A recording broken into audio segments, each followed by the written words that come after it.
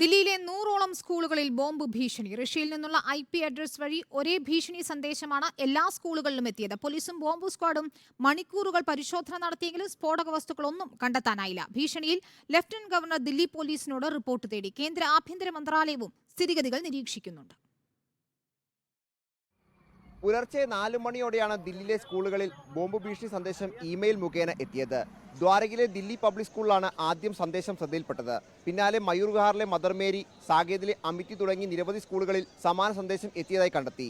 സ്കൂളുകൾക്ക് അവധി നൽകിയതിന് പിന്നാലെ ക്ലാസ് മുറികളിലും പരിസര പ്രദേശങ്ങളിലും പരിശോധന നടത്തി. ദില്ലി പോലീസ്, ബോംബ് സ്ക്വാഡ്, അഗ്നിശമന വിഭാഗം അടക്കം എത്തിയാണ് പരിശോധന നടത്തിയത്. പരിശോധനയിൽ ഒന്നും കണ്ടെത്തിയില്ല. ഒരേ സ്വഭാവമുള്ള സന്ദേശമാണ് മുഴുവൻ സ്കൂളുകളിലും ലഭിച്ചത്. അതീവ പ്രാധാന്യത്തോടെ ദില്ലി പോലീസും കേന്ദ്ര ഏജൻസികളും ഇമെയിൽ കേന്ദ്രീകരിച്ച് അന്വേഷണം ആരംഭിച്ചു. പരീക്ഷാകാലമായതിനാൽ വിദ്യാർത്ഥികൾ തന്നെയാണോ സന്ദേശത്തിന് പിന്നിലെന്ന സംശയം ഉയരുന്നുണ്ട്. Lieutenant governor VK Saxena Delhi പോലീസിനോട് വിശദമായ റിപ്പോർട്ട് തേടി. രക്ഷകർത്താക്കൾ ആശങ്കപ്പെടേണ്ട എന്ന് ദില്ലി മന്ത്രി അതിഷി മർലേന അറിയിച്ചു. ഏതാനും ആഴ്ചകൾക്ക് മുൻപ് RK പുരത്തെ ഒരു സ്കൂളിലും ഭീഷണി സന്ദേശം ലഭിച്ചിരുന്നു. റിപ്പോർട്ടർ, ദില്ലി.